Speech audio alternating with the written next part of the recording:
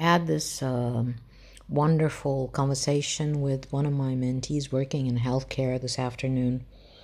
And while their category and their brand is doing so well, but they're not actually a brand per se, very operational driven. Anyway, the point I was trying to make is that why do you have to hire consultants only when you're doing bad? No, you could still be growing, but the question is, how big is big? She was telling me about her target that she went from 15 million to 19 achieving this month. And I told her maybe it should have been 30. Have you looked into your numbers and the factors? But you don't have a strategy to start with. So the question is, what's the ambition and how big is big? Now, I'm reflecting on that discussion because I just got a word from the first client I ever had as a consultant 10 years ago, literally. And I have to say, and this is a disclaimer, that the owner is a friend of mine. Yeah. So, years back, he came to me and said, listen, Dalia, we are doing well. We are in showers, filters, blah, blah, blah, lifestyle kind of stuff in that range. And we've been doing good for the last 5 years, but suddenly the sales stopped. Their route to market is mainly two things, kiosks in big malls in Dubai and online, okay, as well as pharmacies, the big chains, yeah, where you have somebody standing there with a stand explaining why blue shower is better than the others and so forth, and the specs. And of course, this is the B2C, but they have also the B2B segment. I was very happy to hear that they are achieving phenomenal growth today. They've been recognized by a lot of industry professionals in the Gulf, but not only that, they are the number one selling SKU on Amazon globally in their category. Actually, with one SKU, it's equal to their direct competitor. Okay, 900 SKUs in comparison. I'm not going to name the competitor, but it is a global brand. They have launched in many countries via e-commerce, of course, including Germany, the UK, and so forth. I mean, it's a really lovely story. But I would say that, what, 6 7 years on now, I go back to that question that he asked me: where did we go wrong and why we are not growing anymore?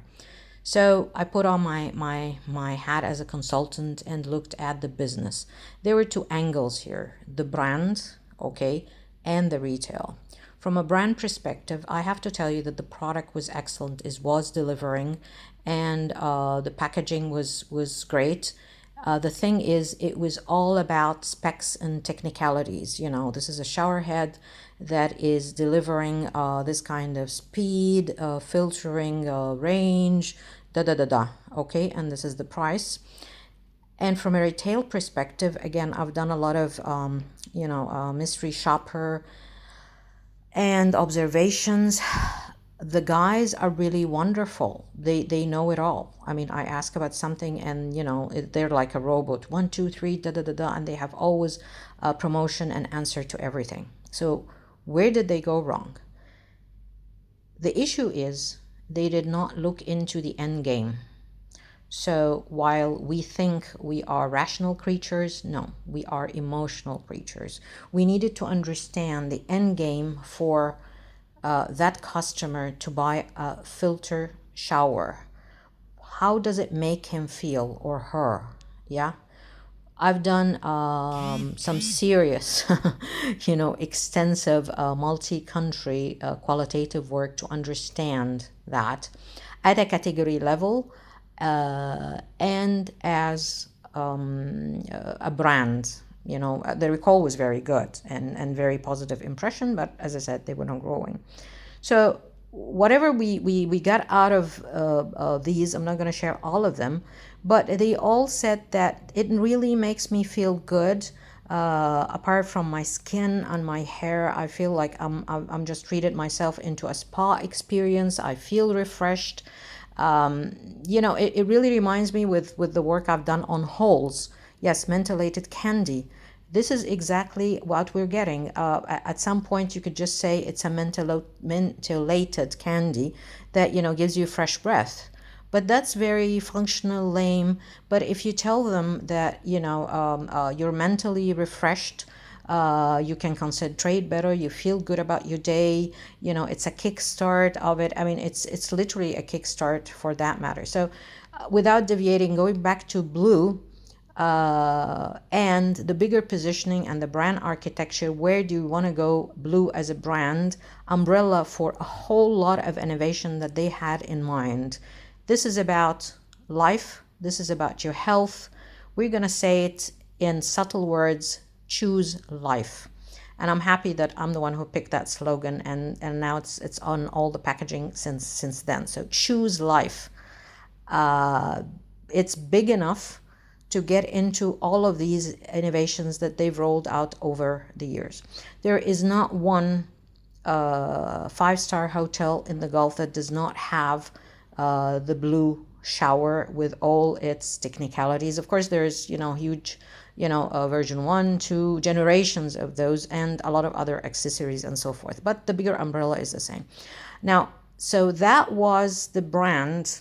Okay, the elements have changed, even though they have not really activated it emotionally that much. They wanted to really stick more into the functional side, but we looked into the pain point. So one of the things is installation, because shower and all of the bathroom stuff seems like hard for females. We had actually a female starring in a video where we just showing them how easy it is to install and change the filter every 3 months. It's a piece of cake. So was listening in all the time after the relaunch around extra pain points where we can facilitate that. And again, apart from building the equity and the positioning, this is now where the activation and tactical messages were really helping, and we can only do that if we listen to customers. Yeah, so the analytics, whether the sales online and the advertising and all of that, and when to put it and what type of messages are needed, it is there. So it's always work in action, and no wonder they've done all of this achievements. Now, I told you at the beginning that my consultancy work had the brand part, and then there is a retail part, and the guys were amazing. But you know what? Again, they did not speak to the shopper mind. They were automated to, brief them on the specs. But it's not really a dialogue around what are your needs. So that the lady would say, like, my hair is falling. But you know that it might be not just the water. It could be your nutrition or your stress. They have to be realistic as well. Try to understand the pain point, not just push a sale on them. And this is one of the significant differences that a caring, understanding kind of salesperson who has empathy for your needs as a shopper versus selling. At the end of the day, the sale will happen, and maybe today, maybe tomorrow. And believe it or not, when we shifted the narrative and the scenarios that these shop attendants, salespeople were trained on later on, it really made a difference, because the shoppers were very comfortable. They would buy 1 or 2 for their 2 bathrooms if they are not only recommending, of course, to their family and friends, but also if they are putting together another home, their choice will always be blue. See what I mean?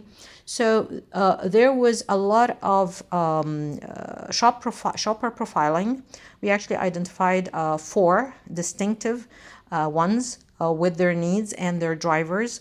And then I put together a training whereby the salespeople went through some of the basics of how to identify the shopper profile of these 4 and what kind of narrative and scenario and questions they would ask or answer and what not to do.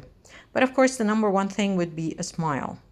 The other thing I have observed that, when you change the gender and nationality, so the mix of the 2 or 3 salespeople in the kiosk, it really makes a difference in the booth.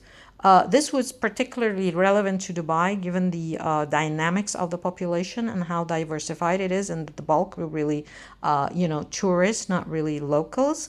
But then we found some dynamics, like most of the nationalities were more of Asians, while the customers were Arabs mainly. So when we had some Arabs as salespeople from different nationalities, like from Jordan or Morocco or whatever, and also a mixture of genders. So opposites attract, as they say. So males and females, this dynamics actually made a difference. And I think after that training, my friend was telling me that the sales went up 300% in 18 months, just doing the retail leg. Yeah. And at that time, they did not really activate the brand in communication yet, only on pack. So today, I'm very proud of this project for multiple reasons, as I told you. But the story is the same. You could be growing or not growing. If you're growing, so what's the next level of growth for you? There is always an opportunity to stretch. Yeah. But if we had not worked on the umbrella brand and made it very wide with a vision where we want to go with the next kind of level of SKU, and then we're going global as well. This is not only about UEE or the Gulf. No, it's also about, Europe and the US and so forth. And hey, e-commerce is a big part of it. It's a vehicle. Why not use it? And this is an example that could roll out in any industry, any technology. I cannot see it not happening in, from perfume to shoes to whatever. Again, it's the power of thinking. It's a thinking process and brand that delivers both technically and emotionally. What is the end game for you? How do I feel? It's something about, yourself. How are you going to feel after that shower? It's a big thing, by the way. Yeah.